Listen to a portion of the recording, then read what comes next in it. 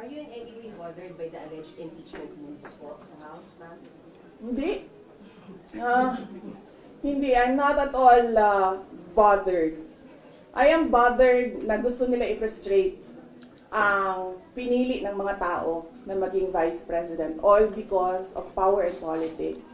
Pero kung ako lang, ulitin ko lang ha, unang-una, hindi ko gusto tumakbong President. Di ba nga, kaya nung tinanong ako ng magkapatid na Marcos, ni BBM at ni Senator Amy, kung tatakbo ako, diretso ko sinabi, January of 2021, sabi ko sa inyong lahat, hindi ako tatakbong Pangulo. Totoo yun.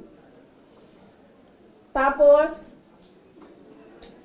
hindi ako tatakbong Vice President. Kasi hindi naman napag-usapan yon before the deadline of filing of candidacy. Hindi napag-usapan ang pagiging Vice Presidente. Kaya tumakbo akong mayor. Kasi ano bang pangarap ko sa buhay? Maka 3 consecutive terms na mayor ng Davao City. Yun yung pangarap ko. Tapos, pagkatapos ng filing of candidacy, lumapit na sa akin yung magkapatid na Marcos. Sabi nila, hindi kami mananalo kung hindi mo tutulungan kami sa Mindanao at sa Visayas. Sabi ko sa kanila, okay, sige, dahil maraming big ticket projects si Pangulong Duterte sa Davao City, sa Mindanao at sa ibang lugar pa ng ating bansa na gusto nating mapatuloy. Kaya nga, di ba, tumakbo kami on the platform of unity and continuity na hindi natin nakikita ngayon na saan na yung mga big ticket projects. Wala na lahat. Unappropriated.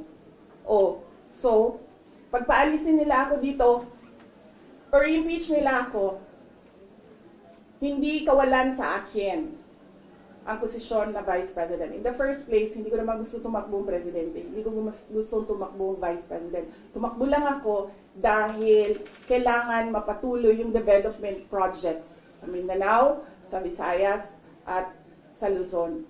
At naisip ko at the time, if I am Vice President, patututukan yung mga proyekto na yon na, okay, wala na rin lahat ngayon dahil unappropriated na sila lahat. Ma'am, do you regret that decision? Do you regret that decision?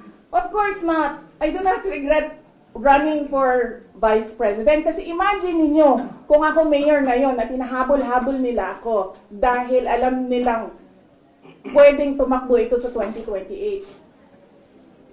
Diba? So, yun mo, tatakbo ka. Diba? So, bakit ko nire-regret yan? Hahabulin nila ako. Alam nyo, kahit matanggal nila ako as Vice President, hahabulin nila ako until the day na maupo sila sa 2028. So, ano mga plano mo sa 2028? Ano? Ngayon na!